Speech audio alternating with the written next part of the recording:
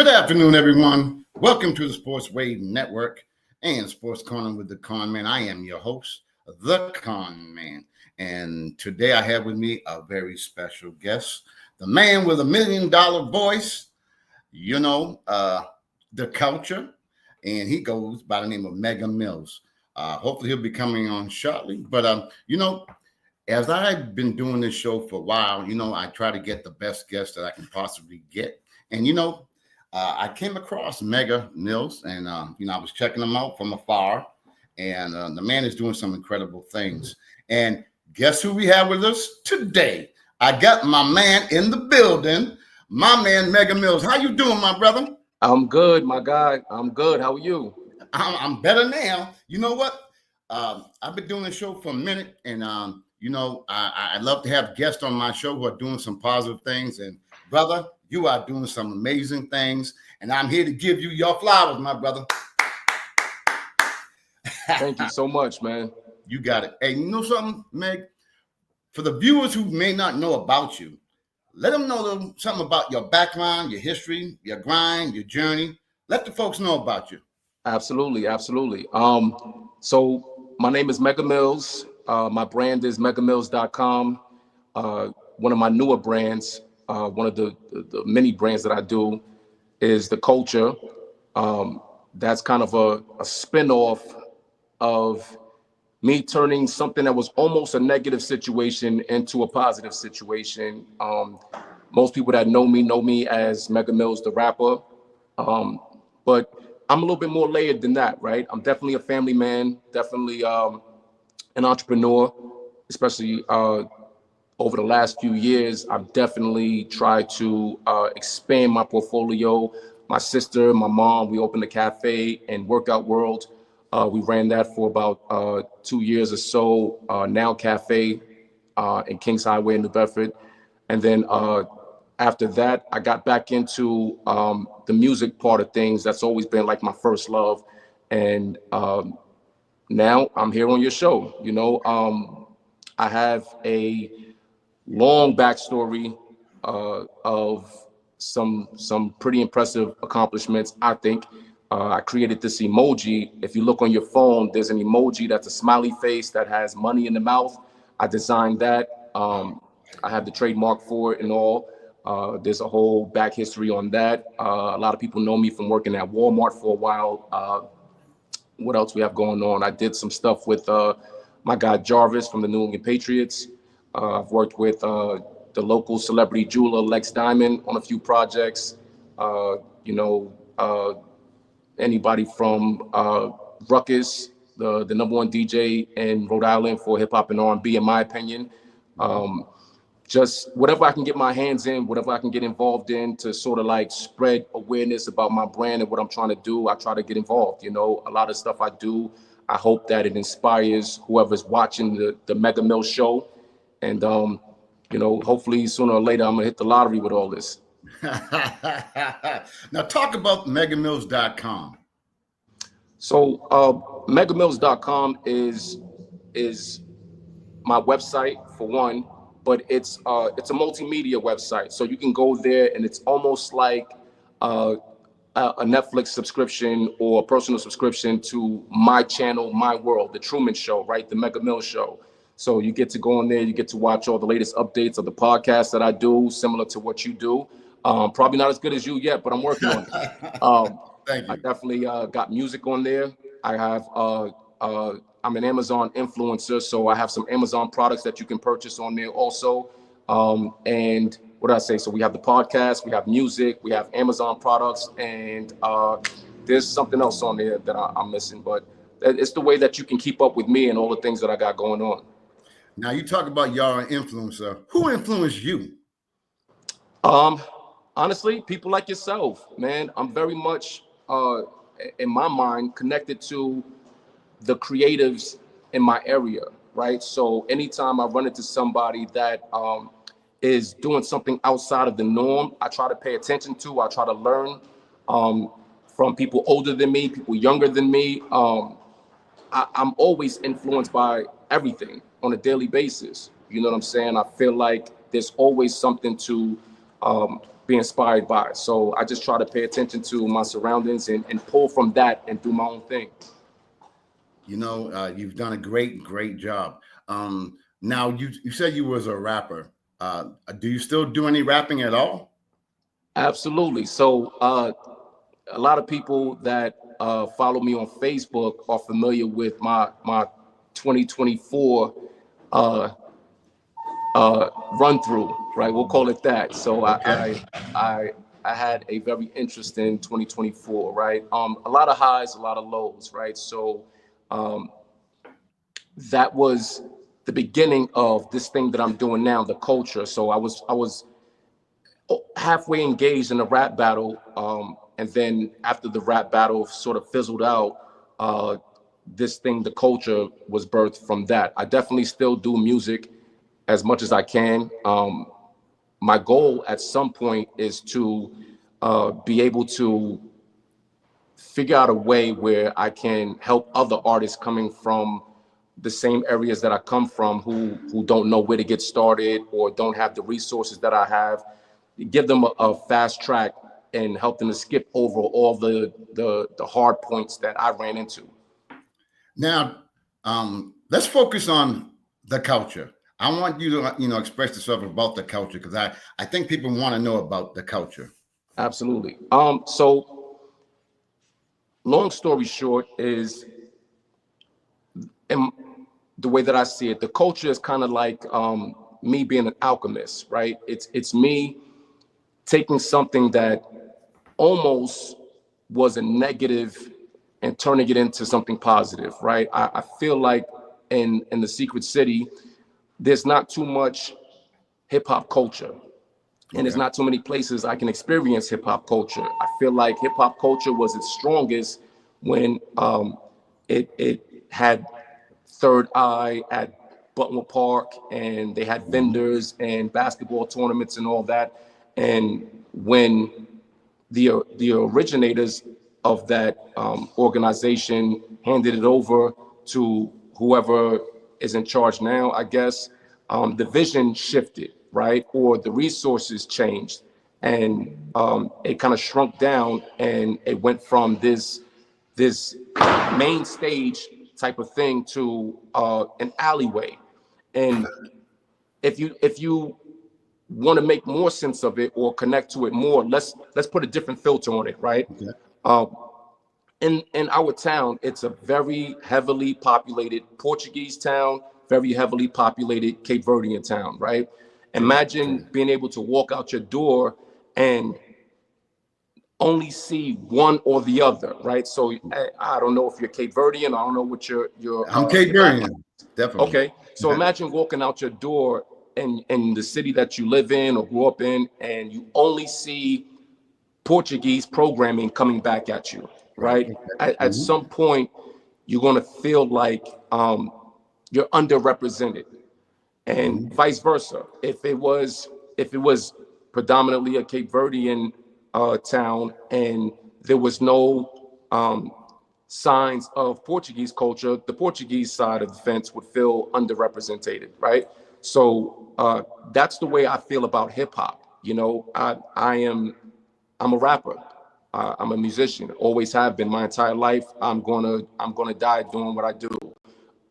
But I don't feel like when I'm out in the city, there's any hip hop representation coming back at me. So a lot of times when I do podcasts or I get a chance to speak on a mic, I definitely try to be that voice for hip hop. Um, I I am at a point now where I realize I'm a trigger warning for a lot of people, right? So sometimes I may say something that may trigger somebody, or I may do something that may trigger somebody. But for the most part, I'm only trying to take a stance for something that I consider is my culture. I'm not trying to trigger anybody, but I'm Right. also allergic to um, negative feedback. You know what I mean? So I try not to step on anybody's toes, but me being me, and my energy can be a lot sometimes. So I may say something or perform something or wear something, and it may trigger somebody that's watching. My suggestion for those people going forward, I got to do this disclaimer, is If I do trigger you, please do yourself a favor, do me a favor, and just scroll past. Mhm. I'm a little bit 50 Cent spirited, I've been told, right? So I'm going to Okay. engage with you. Okay. I'm going to engage. If I accidentally push one of your buttons and you purposely push one of my buttons, I'm going to engage. Right. I'm not in therapy yet. You know what I mean? So I don't have the proper tools mentally to say, okay, you know what? I'm going to gracefully bow out. I'm very much a fighter spirit for anything that I believe in. And the culture, hip hop is definitely something I believe in. Now, Mega, you mentioned something about Secret City. We have a lot of viewers who are all over the country. They may not know what that is. Can you give them a little explanation as to what Secret City is? I can as much as I can, right? So there was some guys out in New Bedford, Massachusetts, that were hip hop artists, and they coined this phrase, "the Secret City," and for the most part, it it spread throughout the entire city. A lot of people gravitated to it, and they used that term to refer to the city of New Bedford. Okay. Now, has anyone contacted you like a Dwayne The Rock Ramus or something like that? Have you ever met him? Absolutely, I know Dwayne The Rock for sure. Me and Okay. Dwayne The Okay. Rock, we've crossed paths several times. I remember one funny story is a time where he had brought Jadakiss out to New Bedford, and I was doing podcasts back then too, on a smaller scale, and it was Dwayne The Rock, myself, Jadakiss, a few of his entourage over at the hotel that he was at. We're just hanging out, smoking a little bit, talking a little bit, and from there. Dwayne and I have gone different directions, but that's one of the memories I got of Dwayne The Rock for sure. Okay, cool. Now you had mentioned some rappers. Part of my family are well known in the city, and I'm sure if I mention some names, you probably will know. Boogie Bam, I think you're familiar with him. Of course, of You know what I course. mean? That's my family. Ricky, who he calls himself the Ricky culture as Culture, well. absolutely, You know what I mean? absolutely, yes. So, and Ricky he was like, Culture, Rod King, yes, Shia Law, Chiz yes, Mack, uh, Hendrik Hernandez, yep. Raph, The Kill. Hold on, let me keep cooking. Simi Seven. There's a few guys. Akman Ra or Ray. Hope I ain't messing your name up, bro. Uh, there's a lot of guys out there um, that are definitely active or were active at some point that their names ended up on my radar. Hopefully, my name ended on their radar too if I'm doing my job right. Now, another thing, Meg, what I find, when I'm doing podcasts and doing, whatever I do, I find out that sometimes we don't support each other. We more Mm. like divided. And, I got to be careful what I say because, I'm in the city. I got to be No, let's careful. go. Let's engage. This is the You part know I what I like. mean? But I want to know, like, for example, in the sports world, we have a lot of great athletes that if they pull their resources together, they can make something really positive, but they rather Absolutely. go in their own direction, solo. And Absolutely. I don't know how much that works in the rap game, or maybe you can inform me about the hip hop game. I don't know too much about it, but I know a little bit. And I just want to know, we here in New Bedford, we have a lot of talent, and if we can combine, I think we could blow it up. But I think for some reason we choose not to. What is your take on that? That's everything that I'm trying to say. You making that statement and maybe coming from you is maybe less triggering. Maybe it's more triggering when it comes from me Okay. because people feel like my delivery sucks, and which is funny enough. I'm a rapper. Delivery is important, right? Right, right. But they may be able to receive that message from you. What you're saying right now is exactly what I said on a podcast about a year ago, and I definitely shook a lot of rooms. A lot of people were offended by it. A lot of people agreed with it. However, you took the message I didn't care, you know what I'm saying? Because I'm still trying to accomplish a certain mission. But I don't want to, again, I don't want to trigger anybody. So please keep scrolling while we're getting into this part, if this is something that's going to bother you. But I don't know how to not speak freely. So I do agree that if we can get most of the artists that you just mentioned and somehow put them in the same space, we will have a hip hop culture in New Bedford. What I feel like Correct. a lot of times with the artists in New Bedford, especially in the hip hop genre, is everyone's in a race to get to the finish line. And in that process, they're not reaching back when they gain some ground, or they're not sharing resources or information. And in my opinion, I feel like uh, the biggest rap group to ever come out of the city of New Bedford was Lethal Package, right? And Lethal Package hasn't been in New Bedford for at least 15 years, maybe longer, right? Uh, After Lethal Package, please keep scrolling. I'm gonna, it's trigger warning, telling you Go guys again. ahead, bro. After Lethal Package, Mega Mills was the solo version of Lethal Package, in my opinion, right? Here's why. I was the first solo artist as a rapper to be on any flyers for any nightclubs in the entire city. I was the first solo rapper as an artist to sell merchandise out of the North Dartmouth Mall. I was the first rapper as a solo artist to walk away from 2 record contracts. I had a $250,000 record contract, and I had a negotiation with Warner Brothers. My mom had developed cancer, and I walked away from both of those. I was the first artist to do a lot of things that I just can't think of right off the bat. But I never tried to hold that over anybody. I never tried to say that because I was able to accomplish those things first, it made me better than anybody. Right, right. As an artist, rap is a competitive sport, right? So we all try to be the best pen when we write our lyrics, at least if you're going from my generation and going back.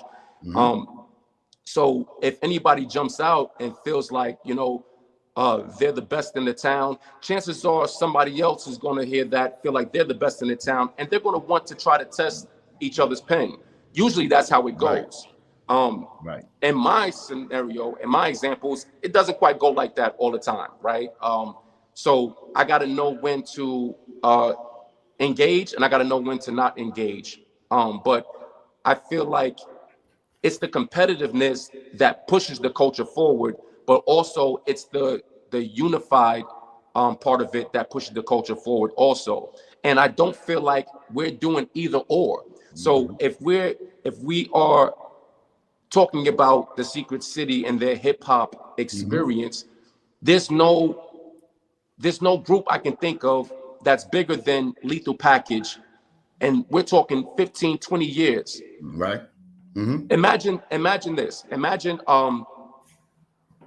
we had somebody that came out of New Bedford and they played football, Okay. or they made it to the pros. Yep. That's something to celebrate. And Yes. then you would think that somebody would follow suit, because all they would have to do is try to mimic those same steps.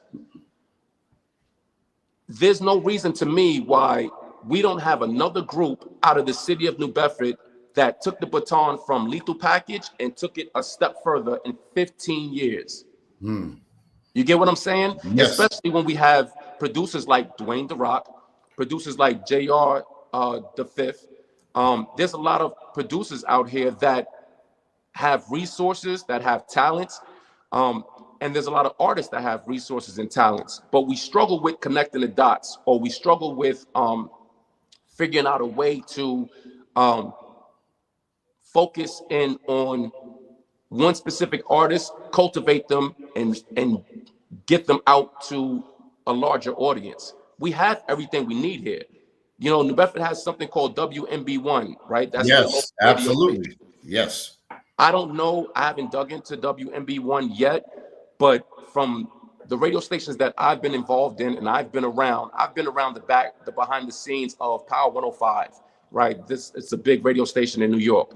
I've been behind the scenes of Phone 107.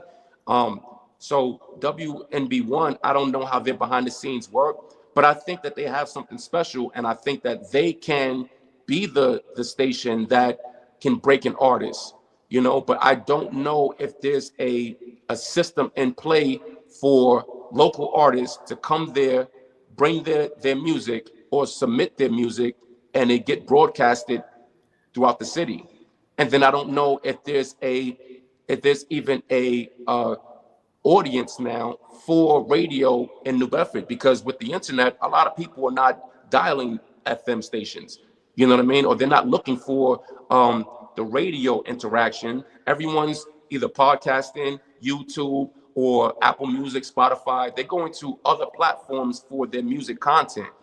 You know what I mean? So in a way, they're already at a disadvantage. So in my opinion, let's find the right groups of people that are talented, and let's start creating the stars. Correct. I don't know if you're familiar with WMB1, but they can Not too have, much. well, I'm pretty close to Brian Magnet and the other guys that run WMB1. But, you know, do you know that you can go into their studio and record live? What, as far as doing a podcast or No, doing that's songs? doing your music. So you can go there and record a song live? Yes, absolutely. Really? Maybe not live, but you can have it recorded and then put on WMB1. Really? I did Yes. not know that. Well, That's I'm gonna help vital. you out with that. That's I vital. got your back on that one. I'm gonna That's hook you up vital. with I'm going to need that for sure. that. I got you, my brother. I got you, man. Now you know what, Meg? I do my show. I ask a lot of questions, but sometimes I don't know if the guests really get out what they want, the message they want to get out, because I'm asking so many damn questions. I'd rather just have, you know, my guests speak their mind and whatever is on their mind that they want to talk about. So now you don't want me to do that. no, I do, for real. We got about 25 minutes. So, you know, like I said, I'm giving you your flowers. I want you. Okay, we came up with a problem with the hip hop and the community and the local community. We came up with a problem. Absolutely. What is the solution? The solution is,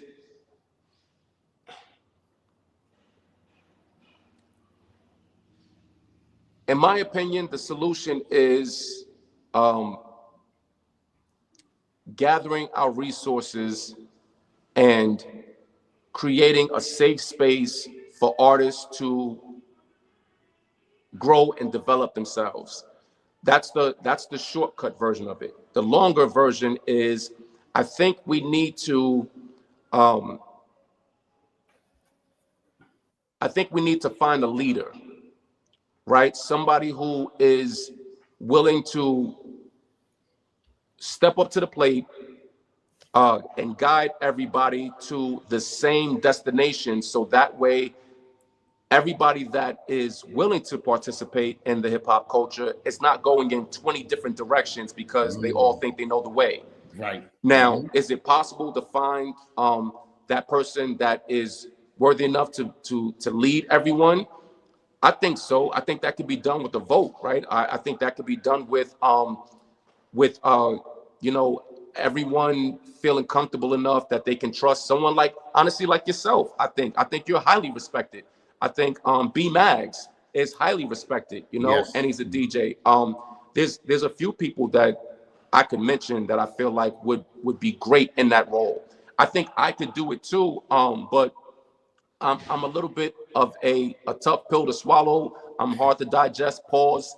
I'm definitely I'm not the easiest to work with. I'll take accountability for all of that. But I do know how to hit the target. You know what I'm saying? I've had music played in clubs in multiple states. I've had an agreement with Adidas at one time to be one of their upcoming artists. The first video that I ever shot is a song called All They Ever Said Was No. And in the beginning of the video, I have the Adidas logo, but it says unauthorized edit, because the person I was working with was working in a department that was cultivating a upcoming artist department for Adidas after they signed on with Kanye West and it was so successful. They were trying to copy and paste that formula, and I Okay. was a part of that. I don't know how many other artists were, but I was in that conversation until the main person involved, that was the middleman between me and Adidas, he walked away from the entire project. And then the whole thing was dissolved. So there's a lot of information that I have, and it's why I'm able to have this professional filter, or this certain look that makes me look not local. But I'm very much in the same boat as all the other artists in the area. When I walk out my door, you might bump into me at Walmart. You might bump into me at Cumberland Farms. You know what I mean? Right. If we're all still living here, we're all still in the same boat. You know what I'm saying? So the only time you have competition with me, the only time, is when we're going back and forth on a battle. Other than that, you have no competition with me. You know what I mean? I'm not trying to gatekeep. I'm not trying to stop anybody from getting where they're trying to go.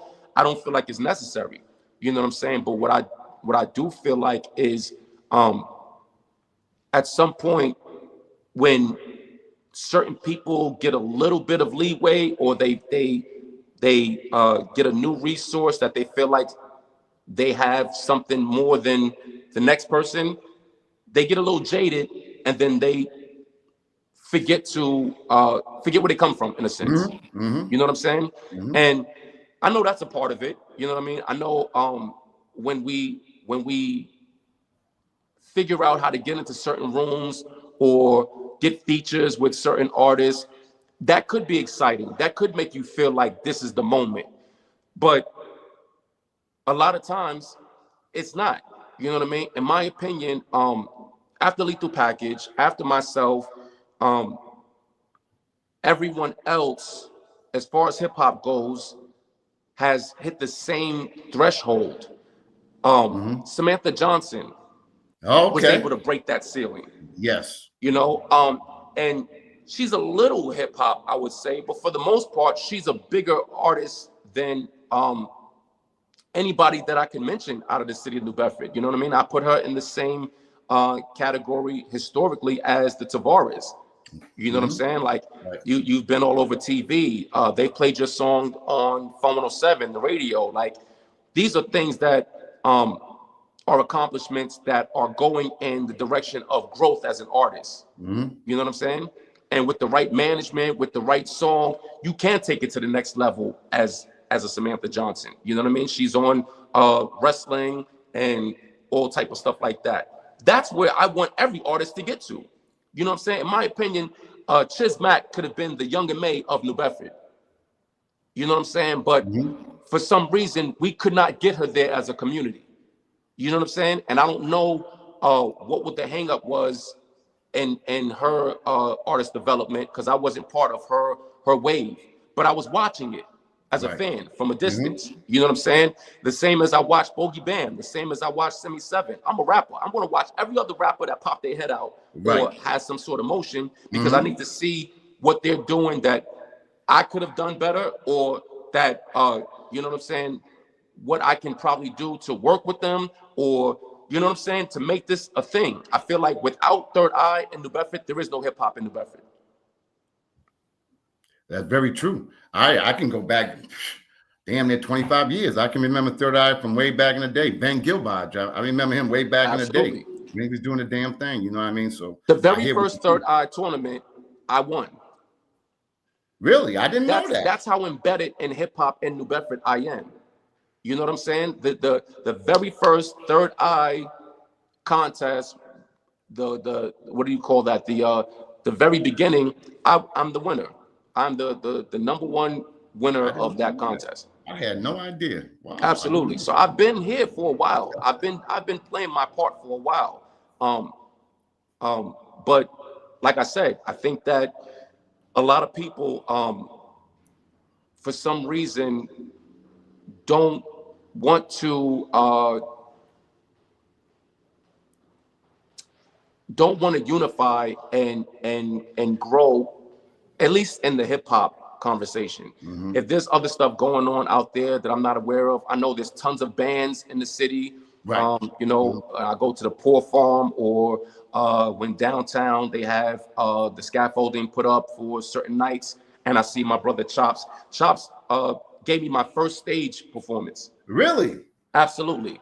So anybody out there that hates Mega Mills, you should definitely blame Chops Turner, because this guy put me on stage for the first time in my life, and I've been running ever since. I did not Absolutely. know. Chops is Thank you coming so on my much, show Chops. next week. Thank you. Chops is coming on my show. He's been on my show about 4 times already, man. Chops is a legend to me, man. And he's one of a kind. He'll be on my show next Friday, so looking forward to that as well. Meg, what else do you want to I guess expound on to the viewers to let them get to know you a little bit better, and how can they get in touch with you?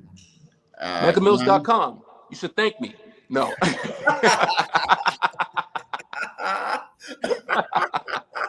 If you make a website like that, you should thank me. So I'm not hard to find, right? I try to make sure that if anything I do, you can find me on the internet. Mega Mills for everything. Facebook, Mega Mills. Instagram, Mega Mills.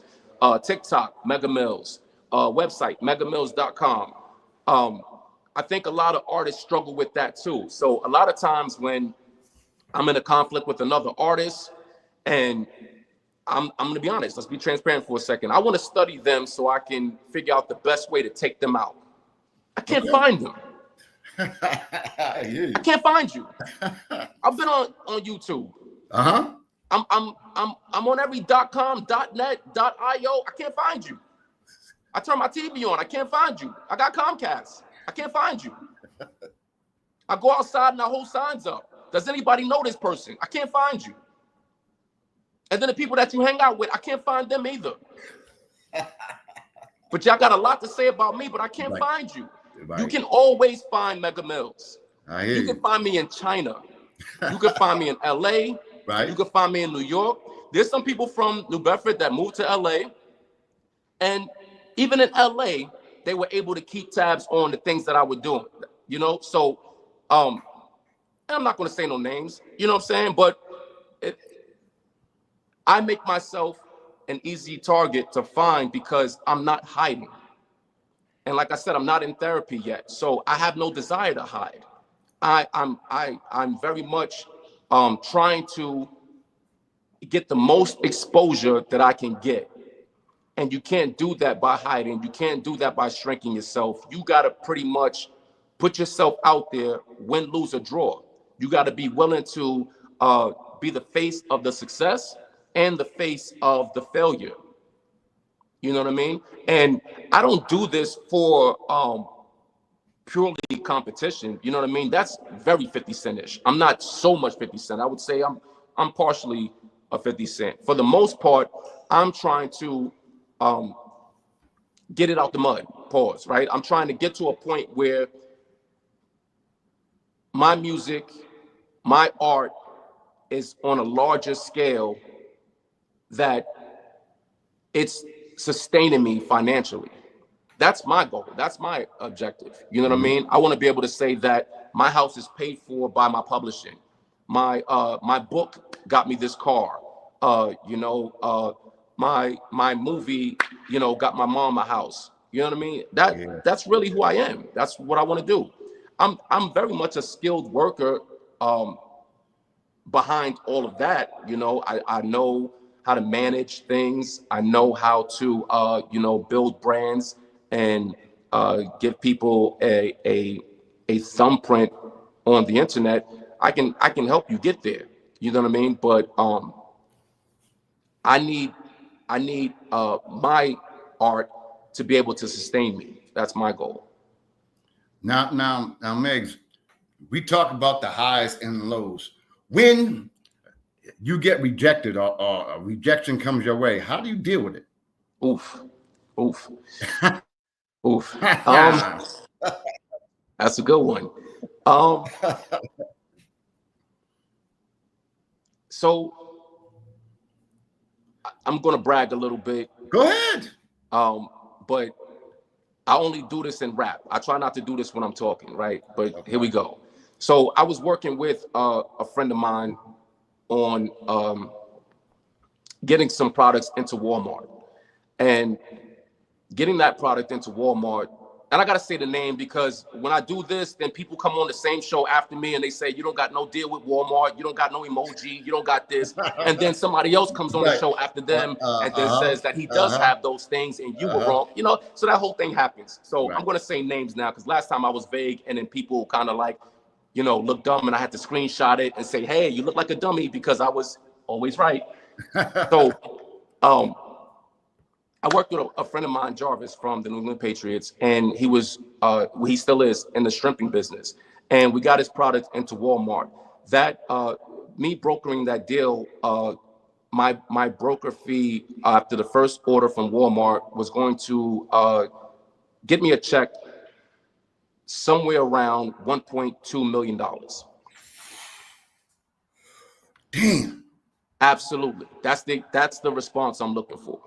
And I know that this may be something that sounds ridiculous to some people, or this may be hard to believe, but you can go ahead and you can fact check it. You can go ahead and dig into my history. You can ask somebody that knows somebody that knows somebody. You'll find out this is 100% factual information. And please don't force my hand because I will pull out paperwork. And we know how you all respect paperwork. Um, what happened with that was we ran into an issue with one of the facilities getting a third-party inspection, and the entire project got scrapped. That was the first time I felt rejection of that magnitude. Mm-hmm. And I'm gonna be honest with you and any of the younger audience watching, that was the first time that I fell into a depression.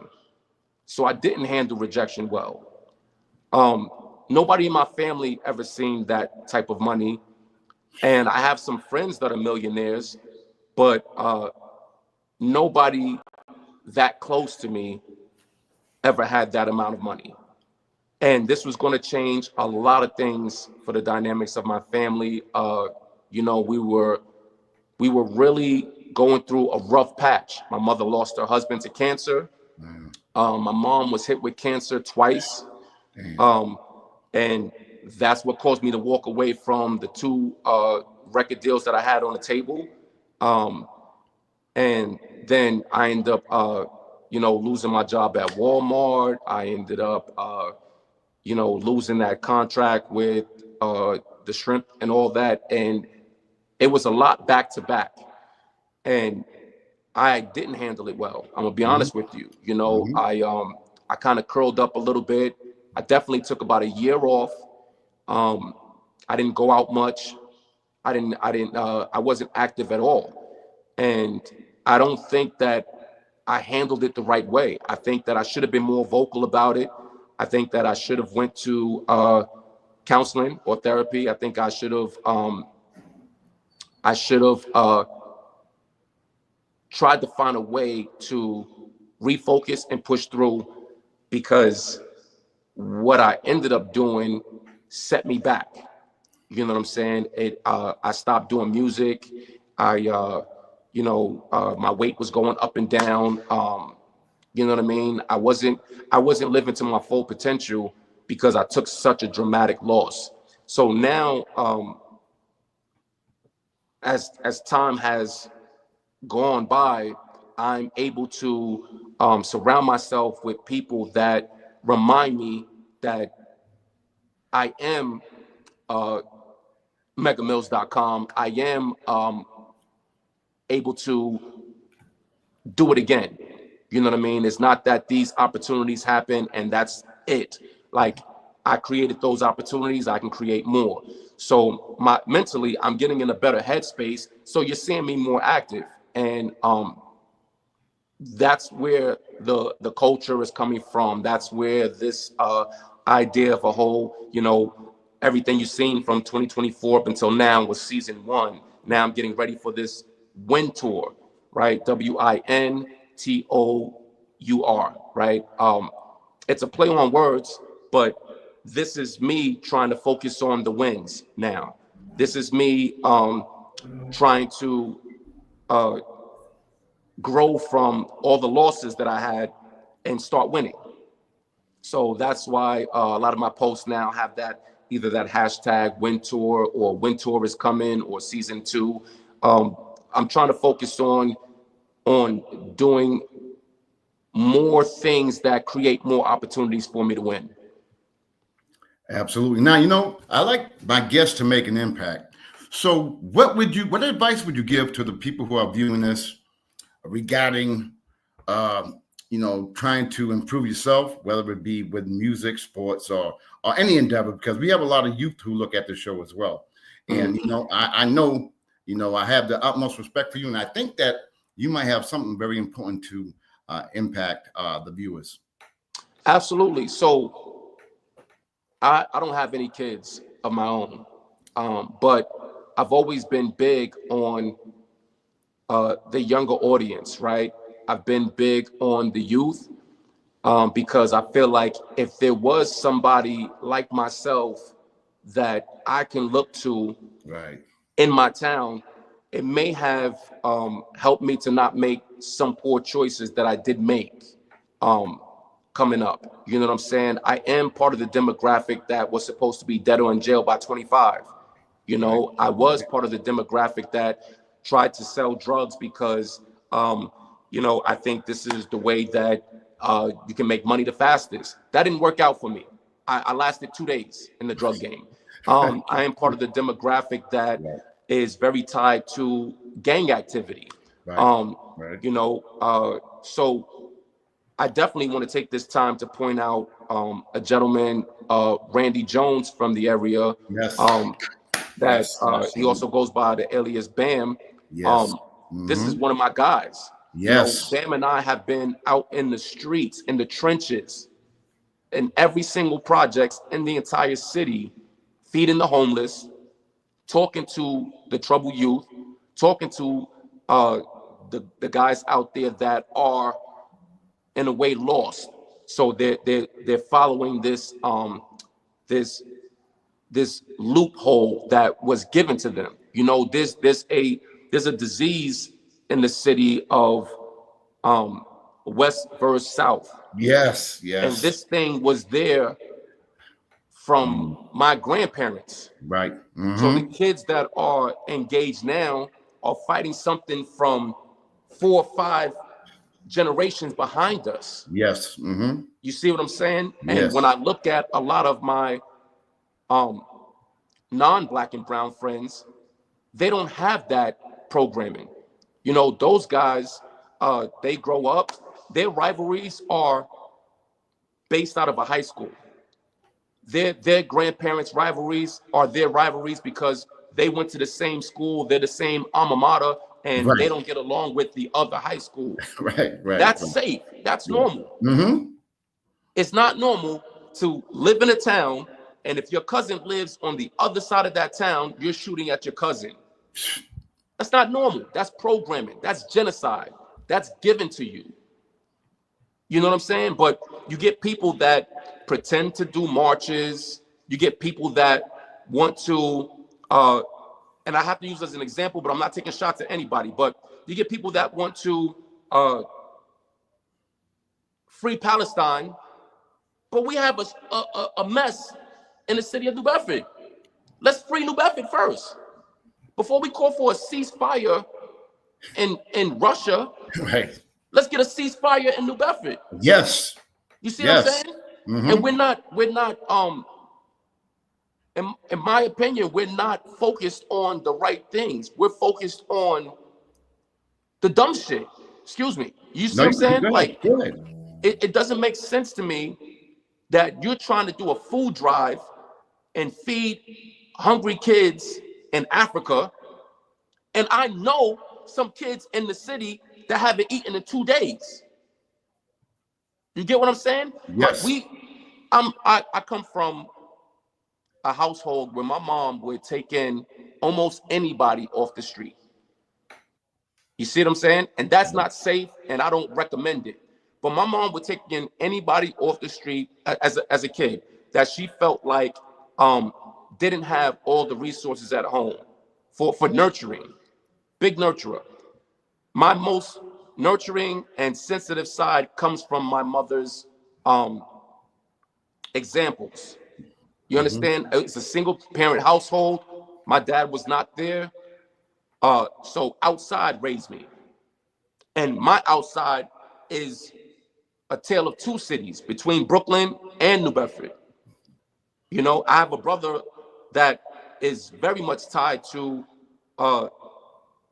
some gang activity, and it landed him in jail for a long time. Oh, That was my example to go the other way. I have another brother that was a businessman and very successful, has a house, has a boat, has a family. And I had an example through him of this is what you can do if you focus on building something for you and your family. But while he was building that in Brooklyn, I was out here trying to be a rapper. right. I was out here listening to Wu-Tang and Biggie and niggas bleed just like us. You know what I'm saying? So the music I was listening to was very much giving me the battery in my back to treat any opposition the way that the song is telling me I'm supposed to treat the opposition. You know what I'm saying? The song is telling me if they the ops, run down on them.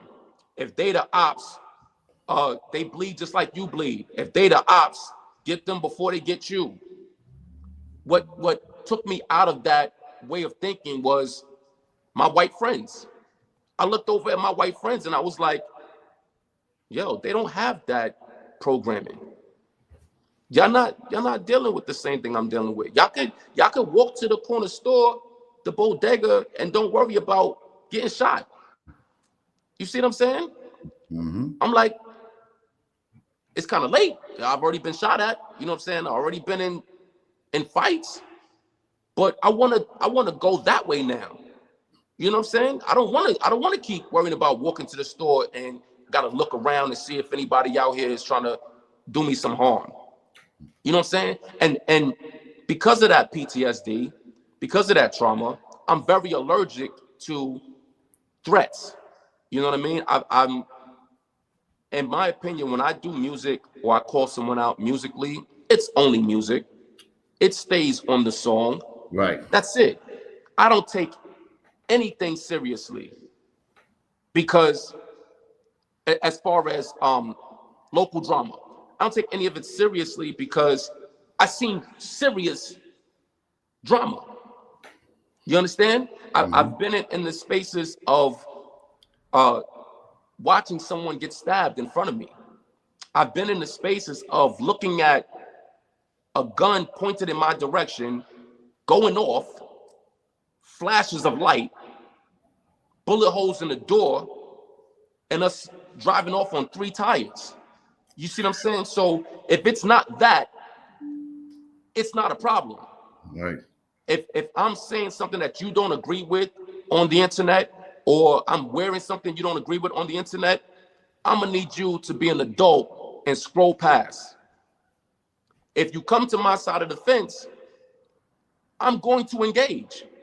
You see what I'm saying? And that's not always the right thing or the right way, because that still perpetuates or it still fuels the constant loop of that's an op, run down on him like the song says, get them before they get you. Right. That's Right. an op, run down on him like the song says, get them. You see what I'm saying? Yes. And we say that we want to get off that hamster wheel, or we don't want to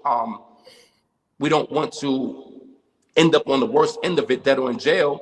But that's part of a lot of our DNA. If you were part of the hip hop universe or culture up until today. You see what I'm saying? It's not like when you listen to country music, they're not telling you to kill anybody. No.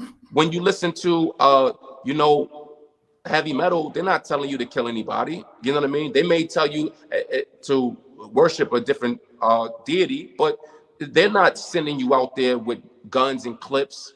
You know what I'm saying? There's guns and clips all in my music, especially if we're battling.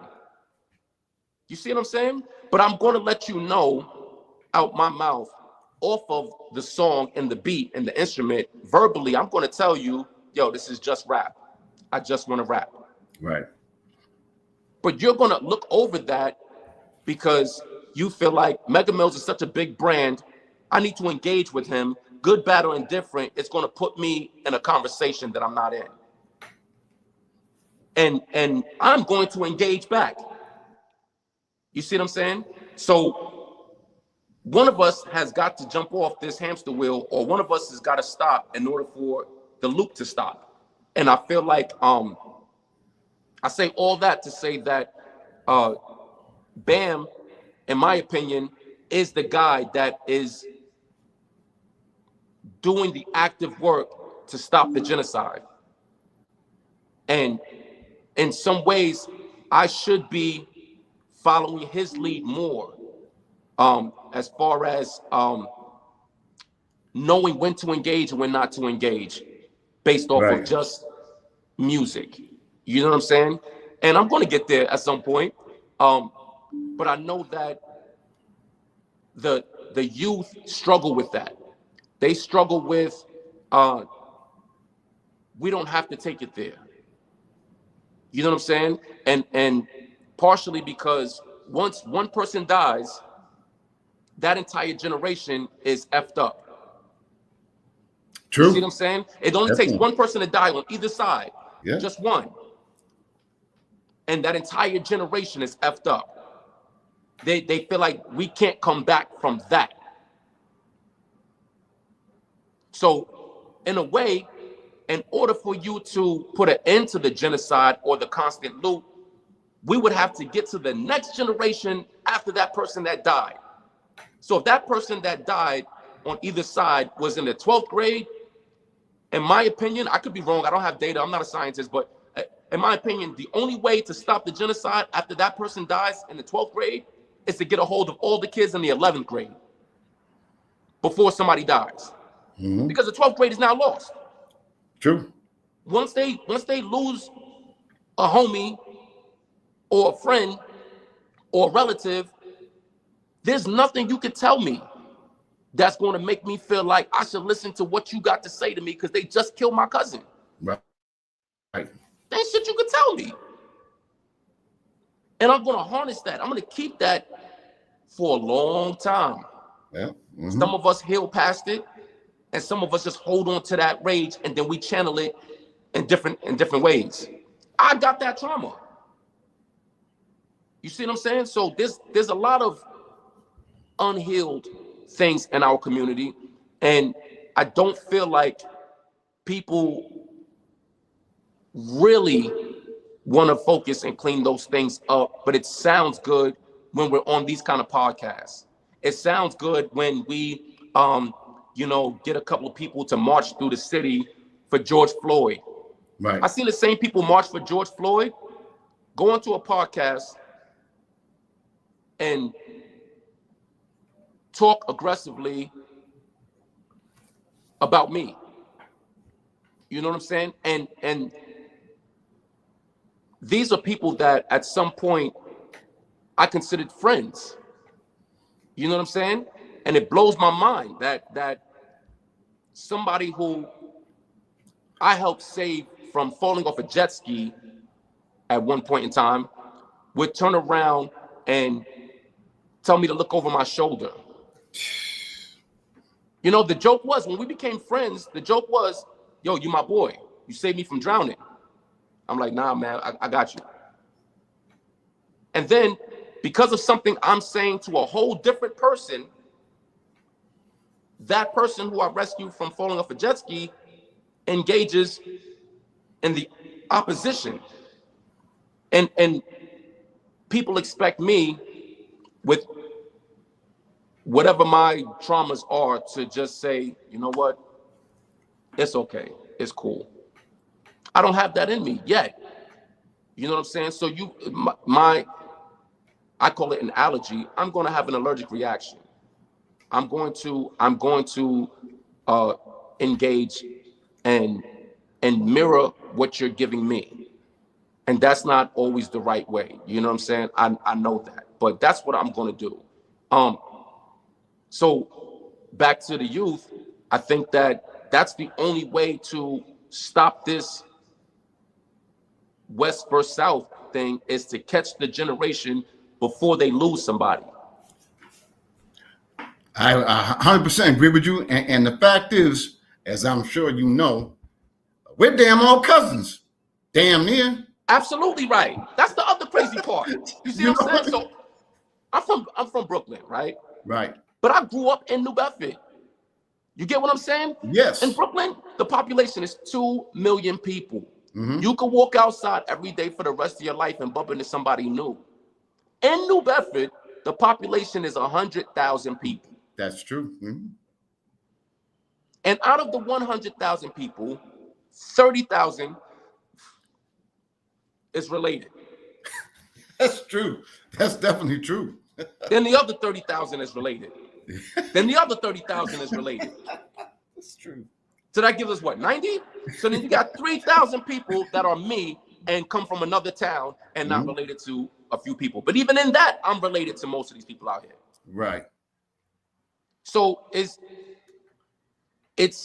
insane that we can't see that we should be doing something different at this point. You know what I'm saying? There's got to be something else for us to do besides what we've been doing if we want to see any changes in New Bedford. And I don't want to sound like a pastor or you know what I'm saying, a politician, because I'm not on any of that. You know what I'm saying? I'm telling y'all watching, I'm going to make the right decision. I'm going to make the wrong decision. This is going to happen. You know what I'm saying? But my intentions are good. You know, Megs, we're running out of time. Is there anything else you want to convey to the audience and let them know what you're doing, and also how can they get in touch with you again? First off, I want to take this time to thank you for inviting me on your show. I hope I didn't get you in trouble speaking too freely. You know what I mean? I hope I hope I provided everything in my performance that you were looking for. Absolutely. And I'm grateful that, and I'm honored that you would even scroll past my page and say, listen, this is a guy that I want to get on my show. So this was amazing for me. Second, you can reach me anywhere on the planet Earth if you go to megamills.com. It'll point you to my Facebook, my Instagram, my everything, my YouTube channel, every single thing. And I get it now. I get tons of people in my inbox looking for resources or connections to other people, and I constantly hand them out. If I don't have it, I can't give it, you know what I mean? But if I have it, I'm going to give up all the information I got. I'm not a gatekeeper. What am I working on now? I'm working on just keeping the camera rolling and giving y'all a season 2 of The Culture. You know what I'm saying? The Culture is it's looking at someone experience hip hop first person, right? It's giving you a passenger seat to someone who grew up in a hip hop culture, so you can see hip hop, or you can see the same city that you live in through my eyes. You can see me engage with certain people like yourself, Chops Turner, you know, Gazelle, for one of anybody. You know what I mean? You'll be able to watch how we engage. You watch how you know, I take this idea or this concept of Mega Mills and grow it into hopefully a world recognized brand. You know what I mean? Well, Meg, thank you for coming on my show. I mean, I could talk to you for hours and hours. Absolutely. But again, I want to thank you from the bottom of my heart for coming on my show. I think the viewers are going to be very happy you came on. I think this is going to stir a lot of interest. And again, I want to thank you. And I'm going to hook you up with WMB1, get you in the studio, do your damn thing. And I'm going to hook that up for you, right, my brother? Thank you so very much for coming on my show, my brother. Listen, thank you so much, man. This was amazing. Thank you. Thank you. Have a great night, my brother. Peace out.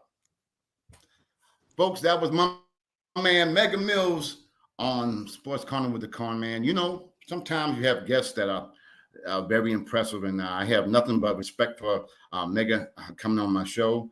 We have Chops Turner next Friday as well. Again, I want to thank Mega Mills for coming on my show, and look forward to having a lot more great guests. But tonight was a really special night, and I'm very happy that he came on. Stay tuned for next Friday as we have the great Chops Turner on my show. Looking forward to that. Again, I want to thank everyone for tuning to my show, Sports Corner with the Conn Man. You know, this was a great show, and I want to thank you all for tuning in, and tune in next Friday as we have the great Chops Turner. Again, I want to thank you for tuning to my show. Like, subscribe, whatever, because we're going to be doing some great things on Sports Corner with the Conn Man. I want to thank my producer, Keith Williams, for helping me out do this show. And you all have a great night. Stay safe, and God bless.